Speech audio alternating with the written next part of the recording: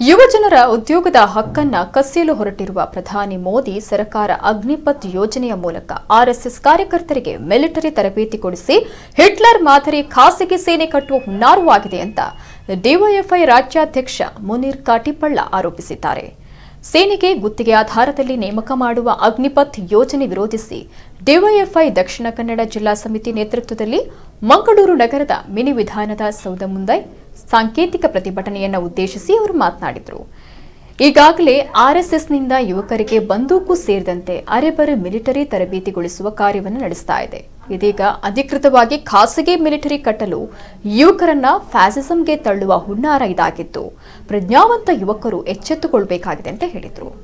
ಶಿಕ್ಷಣ ಪಡೆದು ಯುವಕರು ಉದ್ಯೋಗ ಪಡೆಯುವ ಹಕ್ಕನ್ನು ಹೊಂದಿದ್ದು ನಿರುದ್ಯೋಗಿ ಯುವಜನರ ಹೋರಾಟವನ್ನ ಡಿವೈಎಫ್ಐ ಇನ್ನಷ್ಟು ತೀವ್ರಗೊಳಿಸುತ್ತೆ ಅಂತ ಹೇಳಿದರು.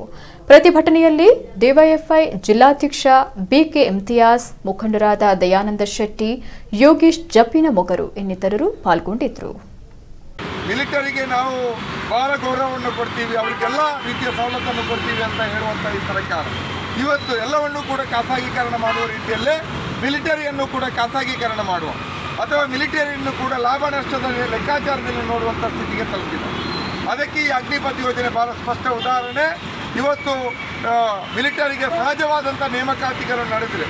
ಅದರಿಂದಾಗಿ ವೃತ್ತಿ ಪಡೆಯುವಂಥ ಯುವಕರು, ಮಿಲಿಟರಿಯ ಆ ಯೋಧರು ಸರ್ಕಾರದ ಎಲ್ಲ ರೀತಿಯಾದಂಥ ಪಿಂಚಣಿ ಮತ್ತು ಪೆನ್ಷನು ಮತ್ತು ಬೇರೆ ಬೇರೆ ರೀತಿಯಾದಂಥ ಯೋಜನೆಗಳಿಗೆ ಅರ್ಹರಾಗ್ತಾರೆ. ಇದರಿಂದಾಗಿ ಭಾಳ ದೊಡ್ಡ ಖರ್ಚಾಗ್ತದೆ ಮತ್ತು ಅವರಿಗೆ ವೇತನವೂ ಕೂಡ 50-60 ಸಾವಿರಕ್ಕಿಂತ ಮೇಲೆ ಇರ್ತದೆ.